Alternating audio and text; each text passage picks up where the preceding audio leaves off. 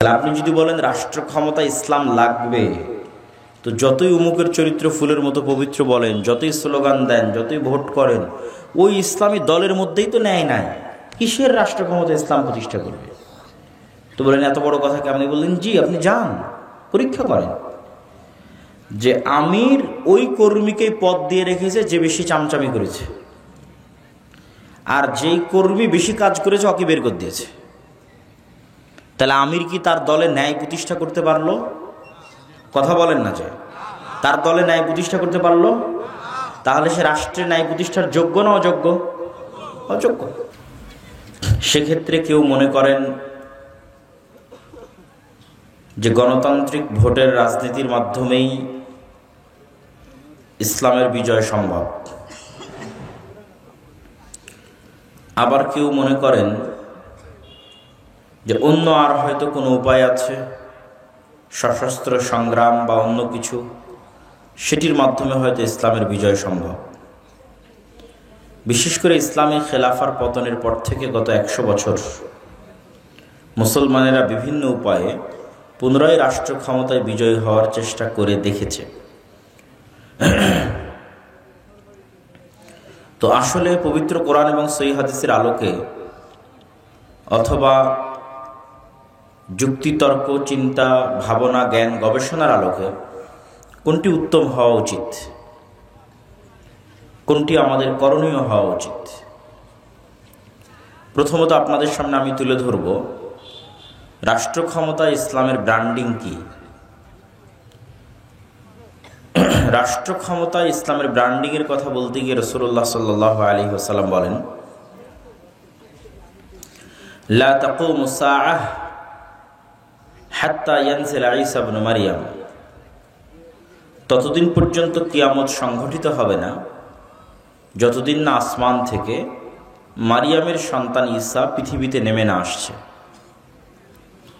আর মারিয়াম আলাইহিস সালাতু ওয়াস সালামের সন্তান ঈসা আলাইহিস সালাতু ওয়াস সালাম যেদিন পৃথিবীতে নেমে আসবেন, সেই দিন তিনি কি করবেন তার বর্ণনা আল্লাহর নবী দিয়েছেন। সেই দিন তিনি হাকামান মুকসিতা, সমগ্র পৃথিবীতে ন্যায় বিচার প্রতিষ্ঠাকারী শাসক হিসেবে আবির্ভূত হবেন।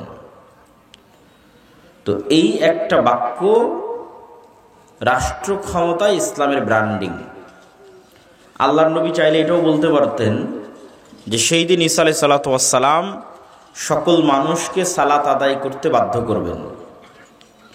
এটাও বলতে পারতেন সকল নারীকে পর্দা করতে বাধ্য করবেন।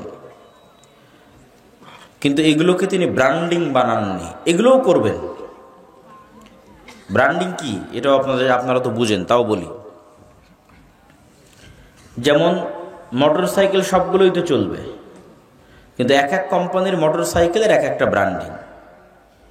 কোনো কোম্পানির মোটর সাইকেলের ব্র্যান্ডিং হয়তো আর স্টাইল, কোনোটার ব্র্যান্ডিং হয়তো কম তেলে বেশি মাইলেজ, কোনোটার ব্র্যান্ডিং হয়তো স্পিড লিমিট অনেক বেশি, অনেক কিছু। এরকম এক একটা জিনিসের এক একটা ব্র্যান্ডিং থাকে, বাট সবগুলোই তো চলবে। তো ব্র্যান্ডিং কোনটা, মূল ফোকাস কোনটা? তা আল্লাহর নবী বলছেন কিয়ামত ততদিন হবে না যতদিন মারিয়ামের সন্তান ঈসা নেমে না আসছে। আর মারিয়ামের সন্তান ঈসা নেমে এসে কি করবে বলেন তো? সমগ্র পৃথিবীতে কি প্রতিষ্ঠা করবে? ন্যায় বিচার প্রতিষ্ঠা করবে। কি প্রতিষ্ঠা করবে? এটা হলো ব্র্যান্ডিং।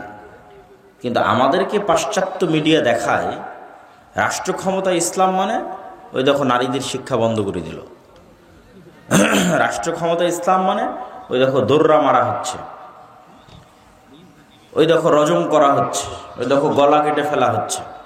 মানে যত ভীতিকর জিনিস আছে সবগুলো ব্রেনে ঢুকিয়ে দাও, যাতে মানুষ মুসলমান হইলেও যাতে বলে যে না থাক, রাষ্ট্র ক্ষমতা ইসলাম লাগবে না। কিন্তু সে যদি এটা বুঝতো যে বর্তমান রাষ্ট্র ব্যবস্থা তার উপর কি পরিমাণ জুলুম করছে, তার জ্ঞাত এবং অজ্ঞাত উভয় অবস্থায়, এই যে জিনিসপত্রের দ্রব্যমূল্যের দাম বৃদ্ধি, এটি কি জুলম নয়? আপনাদের কাছে এটা জুলম মনে হয় না? জুলম মনে হয় না? এটা জুলম। দিন যত যাচ্ছে দাম বাড়তেই আছে। তাহলে এটা হচ্ছে চলমান অর্থনৈতিক সিস্টেম আপনার উপর জুলুম করতেছে, যার প্রভাব সরাসরি আপনার পকেটে গিয়ে পড়তেছে। জনগণের সম্পদ লুট করে বাইরে নিয়ে যাওয়া হয়েছে, অতিরিক্ত পরিমাণ ঋণের বোঝা মানুষের উপর চাপিয়ে দেওয়া হয়েছে। যে খরচ আপনি করেননি, যেই টাকা আপনি ব্যয়ই করেননি, ওই টাকা পরিশোধের জন্য আপনাকে কর দিতে হবে। ওই টাকা এমপি, মন্ত্রী, মিনিস্টাররা সব নিয়ে চলে গেছে দুবাই, আমেরিকা, লন্ডন, বিভিন্ন প্রজেক্টের নামে।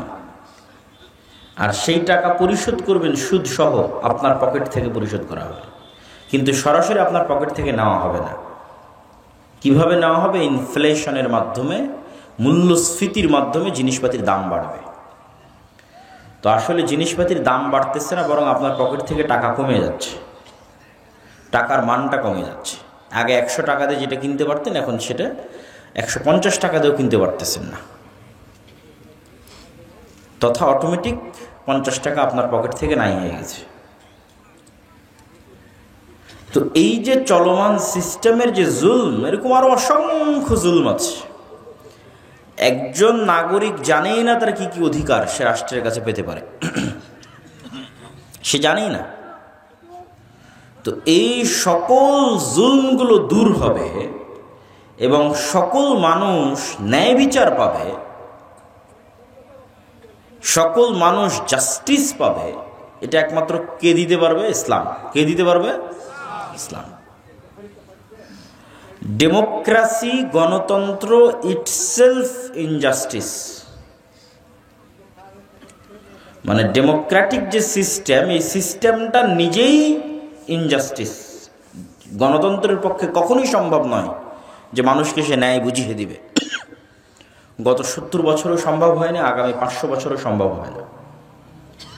সেকুলারিজম, লিবারালিজম, সমাজতন্ত্র, সোশ্যালিজম, এগুলো সব ইনজাস্টিস, অন্যায়। এগুলোর পক্ষে সম্ভব নয় যে মানুষকে ন্যায় বুঝিয়ে দিবে। ইসলাম ইটসেলফ জাস্টিস, ইসলাম নিজেই ন্যায়। রাসূলুল্লাহ সাল্লাল্লাহু আলাইহি ওয়াসাল্লাম যখন আইয়ামে জাহিলিয়াতের যুগে প্রেরিত হন, তখন আইয়ামে জাহিলিয়াত বলতে কি পড়েছেন আপনারা? বই, পুস্তক, বক্তব্যে কি শুনেছেন? নারী সন্তানকে জীবন্ত কবরে পুঁতে দেওয়া হতো। মাদকদ্রব্য, জেনা, ব্যভিচার, চুরি, খুন, রাহাজানির অন্ত ছিল না। একটানা 400 বছর যুদ্ধ চলেছে গোত্রে গোত্রে, একটানা 400 বছর। জেনারেশনের পর জেনারেশন হত্যা করতে করতে শেষ হয়ে গেছে। তাহলে আমরা সমাজে এখন যা অপরাধ দেখছি, তার সবগুলোই জাহেলি যুগে ছিল। হয় এখনকার মতোই ছিল, অথবা এর চেয়ে বেশি ছিল, অথবা আমাদের যুগে বেশি আছে। সেটা সুদ হোক, চুরি হোক, ছিনতাই হোক, ধর্ষণ হোক, হত্যা হোক, খুন হোক, চাঁদাবাজি হোক, যা সব জাহিলি যুগে ছিল। তো আল্লাহর নবী জাহিলি যুগের ওই অন্যায় সমাজে কি দিয়ে ন্যায় বিচার প্রতিষ্ঠা করেছেন? ইসলাম দিয়ে। কি দিয়ে? ইসলাম দিয়ে। কে কালো, কে সাদা, কে কোন গোত্রের, কে কোন বংশের, সকল জাত পাত বর্ণের ঊর্ধ্বে উঠে মানুষকে মানুষ হিসেবে, আদমের সন্তান হিসেবে তার সকল হক বুঝিয়ে দেওয়া, সকল ন্যায় বুঝিয়ে দেওয়ার এক ব্যতিক্রম শাসন ব্যবস্থার নাম হচ্ছে ইসলাম, যার ব্র্যান্ডিং হচ্ছে ন্যায় বিচার, যার ব্র্যান্ডিং হচ্ছে ন্যায়পরায়ণতা। সম্মানিত উপস্থিতি, তো মুসলমানেরা যদি মনে করে যে তাদের রাষ্ট্র ক্ষমতায় ইসলাম দরকার, তাহলে আমার ছোট্ট জ্ঞানে, আমার ছোট্ট বুঝে আমি যেটা বুঝি সেটি হচ্ছে, যেখানে ইসলামের ব্র্যান্ডিং ন্যায় বিচার, সেখানে আমি যদি ন্যায়পরায়ণ না হতে পারি, তাহলে আমাকে দিয়ে ন্যায় বিচার প্রতিষ্ঠা হবে? ঈসা আলাইহিস সালাম যদি নিজেই অন্যায়পরায়ণ হয়, উনি রাষ্ট্রের ন্যায় বিচার প্রতিষ্ঠা করতে পারবে? পারবে না। তো আমার চিন্তা ভাবনা এবং আমার গবেষণায় বলে যে আমাদেরকে আল্লাহ এখন পর্যন্ত নেতা বানাননি, কেননা আমরা নেতা হওয়ার যোগ্য হতে পারিনি। আমাদের মধ্যে গোলামির স্বভাব বিরাজমান, গোলামি আমাদের রক্তের মধ্যে ঢুকে আছে। সেই গোলামির স্বভাব থেকে বের হয়ে স্বাধীন মানুষ যেভাবে চিন্তা করে, ওই চিন্তা আমরা করতে পারি না, করতে পারিনি, ফলত নেতা হতে পারিনি, নেতৃত্ব দেওয়ার যোগ্য হতে পারিনি, ফলত আল্লাহ আমাদেরকে নেতা বানায়নি। গোলামেরা কি চিন্তা করে? যখন মানুষ জাতিগতভাবে গোলাম থাকে তখন রুজির জন্য মারামারি করতে হয়, রুজির জন্য কাটাকাটি করতে হয়, না হলে তো না খেয়ে মারা যাবে। এটাই গোলামের স্বভাব। আর যারা আগের যুগের মনিব ছিল তারা এটাতেই মজা পেত, যে ক্ষুধার্ত দুইটা মানুষের মধ্যে একটা রুটি ফেলে দিলাম, দুইটা মানুষ কিভাবে রুটি নিয়ে কাড়াকাড়ি করতেছে এই দৃশ্য দেখে মজা। কেননা ওই দুইজন গোলাম, তারা খাদ্যের জন্য মারামারি করতেছে। তো যেহেতু 190 বছর আমরা ব্রিটিশদের গোলাম ছিলাম, মানে আমার রক্তের মধ্যে ঢুকে গেছে টাকার জন্য, খাবারের জন্য, রিজিকের জন্য, রুটির জন্য মারামারি না করলে পাওয়া যাবে না। মারামারি মানে সরাসরি মারামারি বিষয়টা আমি এটা বুঝাচ্ছি না, মিথ্যা বলে হোক, জোর করে হোক, হুমকি দিয়ে হোক, ধোকা দিয়ে হোক, ইন এনি ওয়ে আমার টাকা লাগবে, সম্পদ লাগবে, রুজি লাগবে, রিজিক লাগবে। তো গোলামেরা ছুটছে। এবং এইটা যে আমাদের নেচার, স্বভাব, তার সবচেয়ে বড় প্রমাণ কি জানেন? গত 16 বছর যে জগদ্দল পাথর ছিল, ফ্যাসিজম, সেই জগদ্দল পাথর সরে যাওয়ার পর চাঁদাবাজি, খুন, রাহাজানি, ছিনতাই বন্ধ হয়েছে? বন্ধ হয়নি। কেন বন্ধ হয়নি? আমাদের স্বভাবের মধ্যে গোলামি আছে, ওইটা আমার রক্তের মধ্যে ঢুকে আছে, কেমনে বন্ধ হবে? আর এক দল করেছে, এখন আর এক দল করবে। মানুষই তো সুযোগ দিচ্ছে, মানুষের নেচারই তো ওইটার উপর গড়ে উঠেছে, রাজনৈতিক দলগুলোর স্বভাবই তো ওইটার উপর গড়ে উঠেছে। সম্মানিত উপস্থিতি, তাহলে কি বলছিলাম? যে ইসলামের ব্র্যান্ডিং যখন ন্যায় বিচার, আর আমি ন্যায়পরায়ণ নই, তো আমাকে দিয়ে আল্লাহ ন্যায় বিচারের দায়িত্ব দিবেন? আল্লাহ কথা বলেন না যে দিবে, দিবেন না। এখন মুসলমানেরা তাদের ব্যক্তিগত, সামাজিক, পারিবারিক সকল জীবনে বিশ্লেষণ করে দেখতে পারে যে কি পরিমাণ ন্যায়পরায়ণতার ঘাটতি আমাদের সমাজে আমরা বহন করি।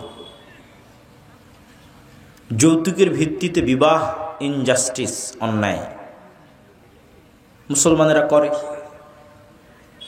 নিজের বোনকে পিতার সম্পত্তিতে সম্পদ ঠিকমতো বুঝিয়ে না দেওয়া, ইনজাস্টিস, অন্যায় করে। পিতামাতার অবাধ্য হওয়া, ইনজাস্টিস, অন্যায়। পিতার কাছ থেকে ভাইকে না জানিয়ে, বোনকে না জানিয়ে সব সম্পত্তি লিখে নেওয়া, ইনজাস্টিস, অন্যায়। ওসি, ডিসি, এসপি, মন্ত্রী, মিনিস্টার, প্রিন্সিপাল, সাব রেজিস্ট্রার নিজ নিজ পদে প্রত্যেকটা স্বাক্ষরের পিছনে অন্যায় অর্থ ভোগ করতেছে, আবার আজান হলে উঠে গিয়ে নামাজ পড়তেছে, আবার ওই অন্যায় অর্থের টাকা জমা করে হজে চলে যাচ্ছে। তো এই সাব রেজিস্ট্রার, এই এসি ল্যান্ড, এই ওসি আল্লাহর ক্ষমায় অথবা মানুষের ক্ষমায় জান্নাতে যেতে পারবে কিনা সেটা ভিন্ন প্রশ্ন, কিন্তু এতটুকু নিশ্চিত থাকেন তাকে দিয়ে আল্লাহ কখনো ইসলাম প্রতিষ্ঠার যোগ্য মনে করবে না। তাকে আল্লাহ কখনো নেতৃত্ব দেওয়ার যোগ্য মনে করবে? যোগ্য মনে করবে না। যেহেতু ইসলাম মানে, ইসলামের রাষ্ট্র ক্ষমতা, ইসলামের ব্র্যান্ডিং কি? জাস্টিস, ন্যায়পরায়ণতা। তাহলে ওই মানুষটা তার বোনের সাথে ন্যায়পরায়ণতা করতে পারেনি। হতে পারে নামাজি, হাজি,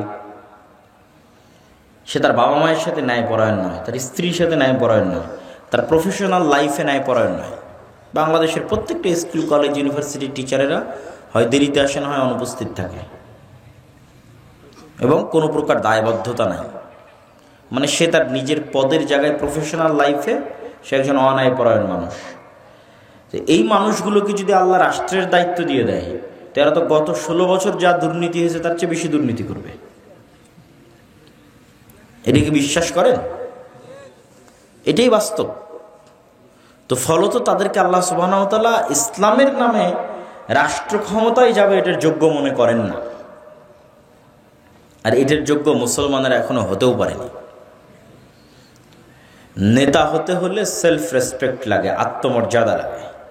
আত্মমর্যাদা সম্পন্ন ব্যক্তি কখনো মিথ্যা বলতে পারে না। আর ডেমোক্রেসির গণতন্ত্রের কালচারই হচ্ছে মিথ্যা বলতে হবে। মিথ্যা না বললে গণতান্ত্রিক রাজনীতি হয়ই না, হবেও না।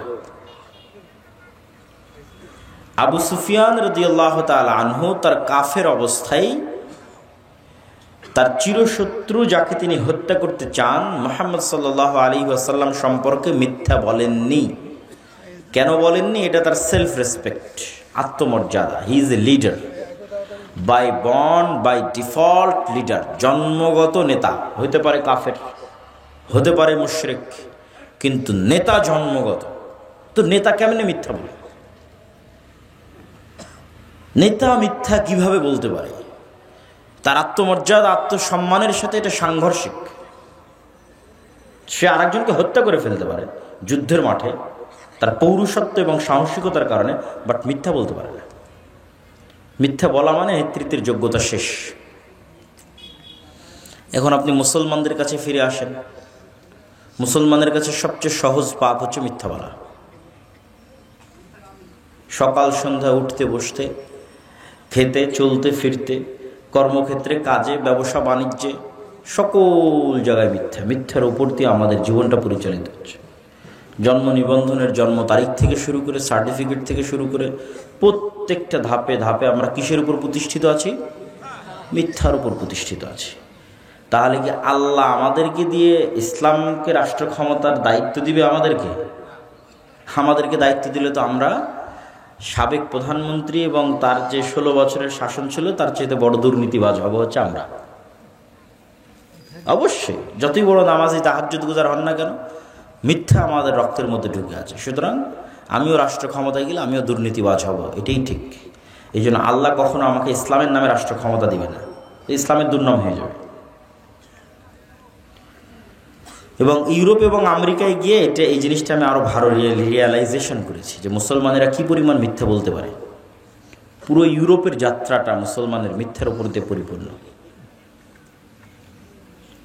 অনেক হয়তো ইউরোপ আমেরিকায় বসবাসরত ভাইয়েরা মনে কষ্টও পেতে পারে, কিন্তু এটাই সত্য যে আমাদের ইউরোপ আমেরিকার প্রবেশ থেকে শুরু করে, ইনকাম থেকে শুরু করে, অতিরিক্ত সরকারের কাছ থেকে বেনিফিট নেওয়া থেকে শুরু করে, অ্যাসাইলাম থেকে শুরু করে, ইচ অ্যান্ড এভরিথিং মিথ্যার উপর দাঁড়িয়ে আছে।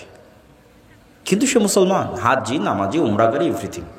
তাহলে এই মুসলমান হচ্ছে গোলাম মুসলমান, কেননা তার নেচারের মধ্যে গোলামি আছে।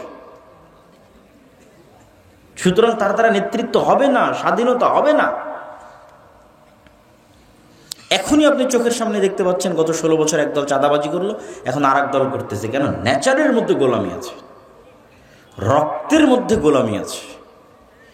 তাহলে যতক্ষণ আমরা নিজেরা নিজের থেকে সংশোধন না হচ্ছি, ততক্ষণ আল্লাহ আমাদের সংশোধন করে দিবে? এটা কোরআনের আয়াত। আল্লাহ সুবহানাহু ওয়া তাআলা ততক্ষণ পর্যন্ত ওই কওমকে পরিবর্তন করেন না যতক্ষণ না তারা নিজেরা সংশোধিত না হয়। তাহলে আপনি যদি বলেন রাষ্ট্র ক্ষমতা ইসলাম লাগবে, তো যতই উমুকের চরিত্র ফুলের মতো পবিত্র বলেন, যতই স্লোগান দেন, যতই ভোট করেন, ওই ইসলামী দলের মধ্যেই তো ন্যায় নাই। কিসের রাষ্ট্র ক্ষমতা ইসলাম প্রতিষ্ঠা করবে? তো বলেন এত বড় কথা কেমনি বললেন? জি, আপনি যান পরীক্ষা করেন যে আমির ওই কর্মীকে পদ দিয়ে রেখেছে যে বেশি চামচামি করেছে, আর যেই কর্মী বেশি কাজ করেছে ওকে বের করে দিয়েছে। তাহলে আমির কি তার দলে ন্যায় প্রতিষ্ঠা করতে পারলো? কথা বলেন না যে তার দলে ন্যায় প্রতিষ্ঠা করতে পারলো? তাহলে সে রাষ্ট্রের ন্যায় প্রতিষ্ঠার যোগ্য না অযোগ্য? অযোগ্য। শেষ। তো কিসের ভোট দিবেন, কিসের রাজনীতি করবেন, আর কিসের গণতন্ত্র করবেন, কিসের মুখরোচিত ফুলের মতো পবিত্র? আপনি তো মূল বেসিক যে শর্ত সেটাই পূরণ করতে পারেননি রাষ্ট্র ইসলাম প্রতিষ্ঠা করার জন্য। কেন? রাষ্ট্র ইসলামের ব্র্যান্ডিং নাই, পরায়ণতা। ওইটার চর্চা যতক্ষণ আমাদের ব্যক্তিগত, সমাজ, ফ্যামিলি এই জায়গাগুলোতে না হওয়া শুরু হবে, ততক্ষণ আমরা নেতা হওয়া শুরু হতে পারবো না। মুসলমানেরা নিজে থেকে নেতা হওয়া শুরু হতে পারবে না। মুসলমানেরা নেতা হওয়া শুরু হবে যেই দিন থেকে সত্য বলতে পারবে, ন্যায়পরায়ণ হতে পারবে, ওই দিন থেকে নেতা হওয়া শুরু, স্টার্ট। সেই স্ত্রীর প্রতি ন্যায়পরায়ণ, পিতামাতার প্রতি ন্যায়পরায়ণ, বোনের প্রতি ন্যায়পরায়ণ, মানে ফ্যামিলিতে নাও হি ইজ এ লিডার। এখন সে নেতা, সে সত্য বলে, আল্লাহর দৃষ্টিতে সে একজন যোগ্য নেতা। ধীরে ধীরে সে তার প্রফেশনাল লাইফে যাবে, তার সমাজে যাবে, আরেকটু উপরে উঠবে, চোখের সামনে যেখানে অন্যায় হবে, ইনজাস্টিস হবে, বাধা দিবে, মিথ্যা হবে, বাধা দিবে, ধীরে ধীরে নেতা হবে। যখন একবার সে নেতৃত্বের যোগ্যতার পরীক্ষায় আল্লাহ সুবহানাহু ওয়া তাআলার কাছে পাশ হয়ে যাবে, তখন আল্লাহ সুবহানাহু ওয়া তাআলা কীভাবে তাকে রাষ্ট্রের নেতৃত্বের দরজা খুলে দিবেন, রাষ্ট্রের নেতৃত্বের দরজা তার জন্য উন্মুক্ত করে দিবেন, ও নিজেও বুঝতে পারবে না। কিন্তু ওই নেতৃত্ব নেওয়ার যোগ্য হতে হবে। আর ওই যোগ্যতার মূল যাত্রাটা শুরু হবে সত্য বলা, ন্যায়পরায়ণ হওয়া, যার পৃথিবীর সকল নবীর বৈশিষ্ট্য। কেননা পৃথিবীর সকল নবী নেতা, লিডার। ইব্রাহিম আলাইহিস সালাতু ওয়াস সালাম, মুসা আলাইহিস সালাতু ওয়াস সালাম, মুহাম্মদ সাল্লাল্লাহু আলাইহি ওয়াসাল্লাম সবাই লিডার, ইউসুফ আলাইহিস সালাতু ওয়াস সালাম সবাই লিডার, দাউদ, সুলাইমান রাষ্ট্রের ক্ষমতা পান অথবা না পান, কিন্তু লিডার। নেতৃত্ব দেওয়ার যোগ্যতা আছে। নেতৃত্ব দেওয়ার যোগ্যতার জন্য সত্যবাদিতা, ন্যায়পরায়ণতা, আমানতদারিতা লাগবেই। সেটা শিক্ষা প্রতিষ্ঠান হোক, মসজিদ হোক, মাদ্রাসা হোক, ইসলামী দল হোক, সংগঠন হোক, আপনি যে পেশায় আছেন সেই পেশা হোক, ডাক্তারি হোক, ইঞ্জিনিয়ারিং হোক, এসিল্যান্ড হোক, সাব রেজিস্ট্রার হোক, টিচার হোক, স্টুডেন্ট হোক, স্বামী হন, পিতা হন, ন্যায়পরায়ণতা লাগবে। পিতা হিসেবে আপনি আপনার সন্তানকে কতটুকু আদর করবেন, একজনকে বেশি চুমা দেবেন, আরেকজনকে কম চুমা দিবেন, এটাও ন্যায়পরায়ণতা। রাসূল সাল্লাল্লাহু আলাইহি ওয়াসাল্লাম বলেছেন। একের অধিক স্ত্রী থাকবে, উভয় সকলের প্রতি ন্যায়পরায়ণ কিনা, এটাই আপনার ভাগ্য নির্ধারণ করবে কিয়ামতের মাঠে। এই জন্য রাসূলুল্লাহ সাল্লাল্লাহু আলাইহি ওয়াসাল্লাম বলেন,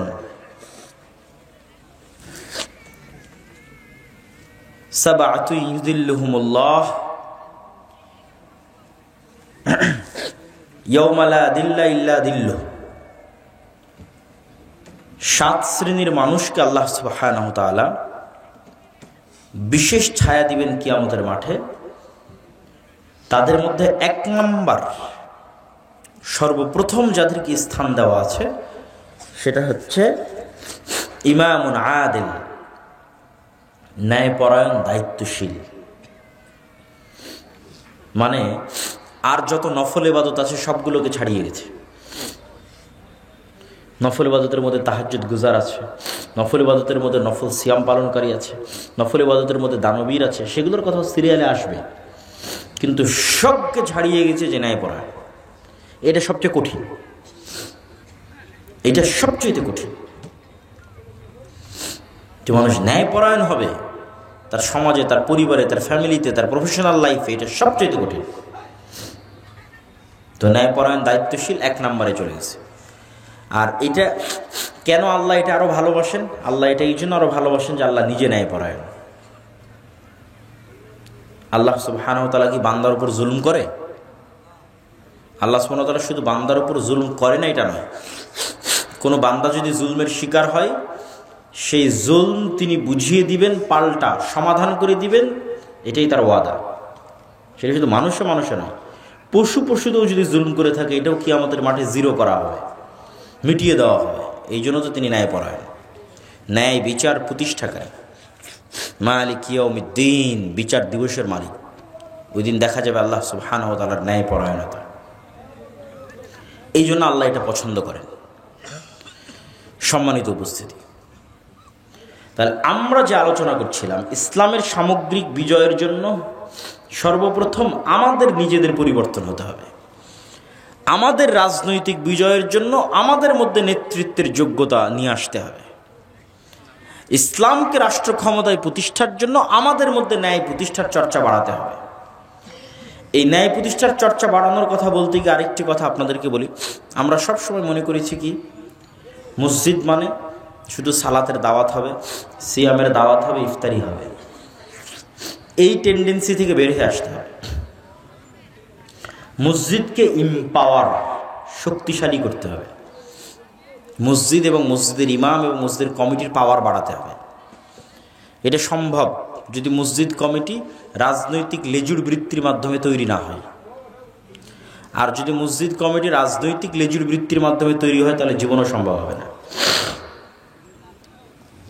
তাহলে মসজিদের পাওয়ার কিভাবে বাড়বে? মসজিদ অন্তত তার এরিয়ায়, তার গ্রামে, তার এলাকায় অসংখ্য অন্যায় কাজে বাধা দিতে পারে। তার সক্ষমতা অনুযায়ী অসংখ্য অন্যায় কাজে বাধা দিতে পারে। ইমাম সাহেব এলাকার যুবকদের নিয়ে যদি একটা টিম করে, টিম করে শুধু সালাত সিয়াম হজ জাকাতের দাওয়াত না দিয়ে বলে আজকে থেকে আমাদের দাওয়াতে আর একটা জিনিস যুক্ত করে দিলাম, সেটা হচ্ছে এই এলাকায় কোনো চাঁদাবাজি চলবে না, এই এলাকাতে যৌতুকের ভিত্তিতে কোনো বিয়ে চলবে না, এই এলাকায় পিতার সম্পত্তিতে যতক্ষণ মেয়েকে পূর্ণ হক বুঝিয়ে না দেওয়া হয়েছে জানাজা হবে না। এটা একটা সোশ্যাল মুভমেন্ট, ন্যায় প্রতিষ্ঠা করার জন্য একটা আন্দোলন। এটা মানুষকে নেতা বানিয়ে দেবে, লিডার হয়ে যাবে, মসজিদ লিডার হয়ে যাবে, একটা মেম্বারের চেয়ে শক্তিশালী হবে, একটা চেয়ারম্যানের চেয়ে শক্তিশালী হবে। এটা অস্বাভাবিক কিছু না, অসম্ভব কিছু না। এবং এইটা করার সুযোগ এখনই, কেননা আবার যখন শক্তিশালী রাজনৈতিক দল ক্ষমতায় আসবে এবং তারা লম্বা সময় ক্ষমতায় থাকবে, তখন আপনি এই ফ্রিনেসটা অনুভব করবেন না। তখন আবার ওই আগের সিন্ডিকেট তৈরি হবে, সিন্ডিকেটের হাতে গ্রাম মহল্লা পর্যন্ত বিচার সালিশ চলে যাবে। আর যদি মসজিদ থেকে শুরু করে দ্বীনি প্রতিষ্ঠান থেকে শুরু করে যুবক স্টুডেন্টস তাদের টিমগুলো দাঁড়ায় এইভাবে যে তারা সমাজে ন্যায় প্রতিষ্ঠার জন্য আন্দোলন করবে, সমাজে ইনজাস্টিসকে বন্ধ করবে। যেমন আমাদের বর্তমান সমাজগুলোতে সবচেয়ে বড় ইনজাস্টিস কি হয়? ক্ষুদ্র ঋণ, সবচেয়ে বড় ইনজাস্টিস সুদী ক্ষুদ্র ঋণ। এটা সবচেয়ে বড় অন্যায়, জুলম, অত্যাচার। সুদ মানুষের পায়ে গোলামির জিঞ্জির বেঁধে দেয়। এবং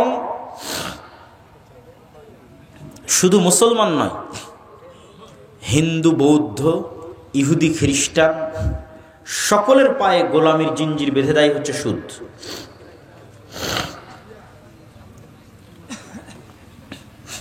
তো এই জন্য আমাদের একটা সোশ্যাল মুভমেন্ট, সামাজিক আন্দোলন থাকা উচিত যুবকদের, মসজিদ ভিত্তিক, দ্বীনি প্রতিষ্ঠান ভিত্তিক, যা সমাজে প্রচলিত অন্যায়ের বিরুদ্ধে লড়াই করবে, ন্যায় প্রতিষ্ঠার জন্য চেষ্টা করবে।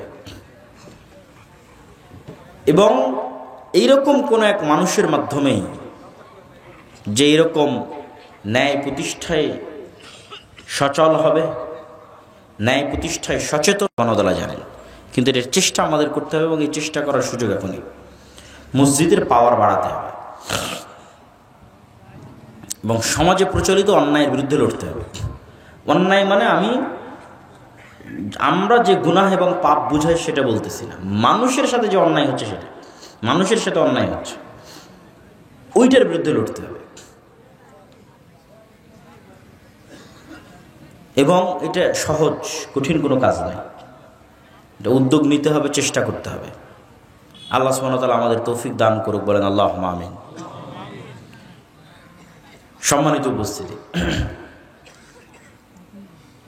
আমাদেরকে আরো একটি বিষয় এটির সাথে যেটি আমি যুক্ত করতে চাই, সেটি হচ্ছে শক্তিশালী প্রতিষ্ঠান। শক্তিশালী প্রতিষ্ঠান নাই মুসলমানদের, সমগ্র পৃথিবীব্যাপী নাই, আবার দেশভিত্তিকও নাই। এই জায়গায় ইহুদিরা সবচেয়ে বেশি এগিয়ে গেছে। তারা শক্তিশালী মিডিয়া তৈরি করে ফেলেছে, শক্তিশালী অর্থনৈতিক প্রতিষ্ঠান তৈরি করে ফেলেছে। ফলত তারা চাইলেও পৃথিবী তাদের কাছে জিম্মি, তারা না চাইলেও পৃথিবী তাদের কাছে জিম্মি। তো আপনি দেখবেন যে 5ই আগস্টে হাজার হাজার লক্ষ লক্ষ ভোটার পঙ্গপালের মতো আছে, রাস্তায় আছে। কিন্তু যখন রাষ্ট্রের সরকার গঠন হলো, তখন কাদের সরকার হলো? দেশে যাদের শক্তিশালী প্রতিষ্ঠান ছিল। যেমন বাংলাদেশের সবচেয়ে শক্তিশালী একটা প্রতিষ্ঠান হচ্ছে আর্মি, তাহলে আর্মির সরকার হলো। বাংলাদেশের সবচেয়ে শক্তিশালী একটা প্রতিষ্ঠান হচ্ছে ব্র্যাক, বছরে 12,000 কোটি টাকার লেনদেন হয়। সারা বাংলাদেশের সব মসজিদ মাদ্রাসা মিলে অত টাকার লেনদেন হবে না। তাহলে সে একটা অনেক শক্তিশালী প্রতিষ্ঠান, তার সরকার হলো। গ্রামীণ ব্যাংক একটা শক্তিশালী প্রতিষ্ঠান, তার সরকার হলো। তারপরে প্রথম আলো, ডেইলি স্টার শক্তিশালী প্রতিষ্ঠান, তাদের সরকার হলো। যখনই মূল সরকার সরে যায়, তখন ওই দেশে যাদের শক্তিশালী প্রতিষ্ঠান থাকে তারা অটোমেটিক ক্ষমতায় চলে যায়। আর আপনার যদি এরকম পঙ্গপালের মতো কোটি কোটি ভোটার থাকে, তবুও কোনো দাম নাই। ভোট দেওয়াটা তো মূলত, বা ভোট চাওয়াটা তো মূলত গণতান্ত্রিক দেশে বসবাসরত মানুষের মনকে বুঝ দেওয়া,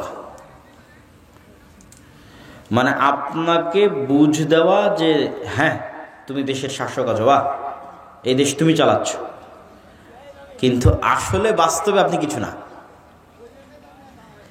যদি বাস্তবে আপনি কিছু হতেন, তাহলে অন্তত বড় বড় সিদ্ধান্ত নেওয়ার আগে সরকারেরা বলতো ঠিক আছে গণভোটের আয়োজন করা হোক, দেখি জনগণের পক্ষে আছে না নাই। কিন্তু গণভোটের আয়োজন করা হয় না। তাহলে আপনি কি শুধু আপনার ভোটকে ব্যবহার করে একজন ক্ষমতায় গেল, 5 বছর আপনার হাতের কিছু নাই। সে আপনার মন মতো করলেও সে আপনার নির্বাচিত প্রতিনিধি, আপনার মন মতো না করলেও সে আপনার নির্বাচিত প্রতিনিধি। তো এর চাইতে বড় জুলমের সিস্টেম পৃথিবীতে নাই, এবং এর চেয়ে বড় ধোকার সিস্টেম পৃথিবীতে নেই। এইটা যত বড় ধোকার সিস্টেম, যত সহজে মানুষকে এখানে ধোকা দেওয়া যায়। তো এরকম পঙ্গপালের মতো ভোটার থেকে তো লাভ নাই। এবং আরও অনেক আলোচনা আছে এই বিষয়ে, স্টাডি করলে আরও অনেক পয়েন্ট তুলে ধরা যাবে। এবং ডেমোক্রেসি, গণতন্ত্র, সোশ্যালিজম সমাজতন্ত্র, সেকুলারিজম ধর্মনিরপেক্ষ মতবাদ, লিবারালিজম ব্যক্তি স্বাধীনতা, এই যে মতবাদগুলো আছে পৃথিবীতে, ন্যাশনালিজম জাতীয়তাবাদ, এগুলো কি আল্লাহর লেখা কোরআন না ওহী? এগুলো কি কোরআন না ওহী? কিছুই না। তো যদি কোরআনও না হয়, ওহীও না হয়, তো গণতন্ত্রের এই যে গড বানিয়ে রাখা হয়েছে, এইটার দিকে আঙ্গুল তোলা যাবে না? যাবে না? যাবে না? যাবে। এটা কারো মতের পক্ষে যেতে পারে, কারো মতের পক্ষে নাও যেতে পারে, কিন্তু আঙ্গুল তোলা যাবে না, এটা তো অসম্ভব। এটা তো কোরআনও নয়, ওহীও নয়। সুতরাং ডেমোক্রেসি নিজেই ইটসেলফ যে একটা ইনজাস্টিস, এটা মানুষ আঙ্গুল উঠাইতেই পারে। এটা নিয়ে গবেষণা স্টাডি হতেই পারে। সম্মানিত উপস্থিতি, মুসলমানেরা যতদিন মনে করবে যে তারা দুধের স্বাদ ঘোলেই মেটাবে, ততদিন এই ঝুলন্ত মূলার পিছনে ছুটতেই থাকবে। যেমন ইসলামিক ব্যাংকিংয়ের নামে দুধের স্বাদ ঘোলে মেটানো হচ্ছে, আর নিজের মনকে বুঝ দেওয়া হচ্ছে হ্যাঁ আমি ইসলামী অর্থনীতির সাথে সম্পৃক্ত আছি। ঠিক যতদিন মুসলমানেরা মনে করবে হ্যাঁ গণতন্ত্রের মাধ্যমে আমরা ইসলাম প্রতিষ্ঠা করে ফেলবো, তো এই ঝুলন্ত মূলার পিছনে ছুটতেই থাকবে আর দুধের স্বাদ ঘোলে মেটাতেই থাকবে। আর যেই দিন মনে করবে এখানে ফুল স্টপ দিয়ে দিলাম, ডাইরেক্ট ডেমোক্রেসির সিস্টেমকে আমি প্রশ্ন করব, ওই সিস্টেমের বিরুদ্ধে লড়াই করব, এতটুকু নিশ্চিত থাকেন অন্তত দুধের স্বাদ ঘোলে মেটানো যেহেতু বন্ধ হয়ে গেছে, তো একদম পিওর দুধের স্বাদের জন্য অন্তরে যেই তাড়াপ তৈরি হবে, অন্তরে যে আগ্রহ তৈরি হবে, যে চেষ্টা তৈরি হবে, ওই চেষ্টার ফলশ্রুতিতে একদিন না একদিন আপনি পিওর দুধের স্বাদ পেয়ে যাবেন ইনশাআল্লাহ। কিন্তু ওইটার জন্য ঈমান মজবুত হতে হবে, নিয়ত ঠিক থাকতে হবে, আর ওই যে যোগ্য হতে হবে, আল্লাহর দৃষ্টিতে নেতা হওয়ার যোগ্য হতে হবে। আল্লাহর দৃষ্টিতে তো আমরা নেতা হওয়ার যোগ্য হতে পারছি না। এবং এটি কোরআন এবং হাদিস দ্বারা প্রমাণিত। রাসূলুল্লাহ সাল্লাল্লাহু আলাইহি ওয়াসাল্লাম বলেন, 3টা বা 4টা গুণ যদি কারো মধ্যে থাকে, সে স্পষ্ট নির্ভেজাল খাঁটি মুনাফিক। কথা বললে মিথ্যা বলে, আমানতের খেয়ানত করে। তো আমানতের খেয়ানত কি? যাকে যে দায়িত্ব দেওয়া হয়েছে ওই দায়িত্ব অমান্য করাটাই আমানতের খেয়ানত। কোরআনে আল্লাহ বলেছেন, আল্লাহ তোমাদের আদেশ দিয়েছে আন তুআদ্দুল আমানাত ইলা আহলিহা, যাকে যে দায়িত্ব দেওয়া হয়েছে ওই দায়িত্ব যেন ঠিক মতো পালন করে, এটাই ন্যায়পরায়ণতা। তাহলে আমরা সবাই মুনাফিক মুসলিম হিসেবে লাইফ লিড করতেছি, জীবন চালাচ্ছি। যতই হাজি হই, উমরাকারী হই, নামাজি হই, আসলে আল্লাহর নবীর এই হাদিস অনুযায়ী আমরা মুনাফিক। কেন? হয় মিথ্যার উপর আছি, আর না হয় দায়িত্বের সাথে খেয়ানত করতেছি। যখনই মুনাফিকের দরজাটা বন্ধ হয়ে যাবে এবং আমি বাস্তব জীবনে সত্যবাদী, বাস্তব জীবনে ন্যায়পরায়ণ, তখন যে নামাজ, তখন যে সালাত, তখন যে সিয়াম, তখন যে হজ, তখন যে কোরআনের তেলাওয়াত, এর পাওয়ার ভিন্ন রকম, এর শক্তি ভিন্ন রকম। ওইটা তখন অটোমেটিক ক্ষমতার কেন্দ্রবিন্দু থেকে আঘাত করবে এবং ক্ষমতার কেন্দ্র কাঁপবে। যেমন আল্লামা ইকবাল বলেছেন, এই যুগের মুসলমানদের একজন ইব্রাহিম দরকার। इब्राहिम की ज़रूरत है, इस दौर के इब्राहिम की ज़रूरत है। এই যুগের ইব্রাহিমের প্রয়োজন,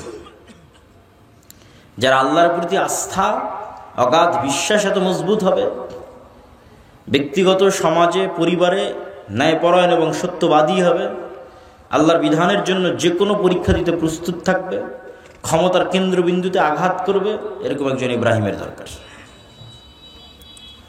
সম্মানিত উপস্থিতি, আমি আমার বক্তব্য দীর্ঘায়িত করতে চাই না, আমি আমার বক্তব্য শেষ করে দিচ্ছি। আপনারা অবশ্যই মাসিক আল ইতিসাম যে প্রতি মাসে প্রকাশিত হয় সেটির সাথে সম্পৃক্ত থাকবেন। দাওয়া ইলা আল্লাহর অধীনে যে মক্তবগুলো পরিচালিত হয় সেগুলোর সাথে সম্পৃক্ত থাকবেন এবং আমাদের আরও যত কার্যক্রমগুলো আছে সেই কার্যক্রমগুলোর সাথে সম্পৃক্ত থাকবেন। আল্লাহ সুবহানাহু ওয়া তাআলা আমাদের কবুল করুক, আল্লাহুম্মা আমিন। আসসালামু আলাইকুম ওয়া রাহমাতুল্লাহি ওয়া বারাকাতুহু।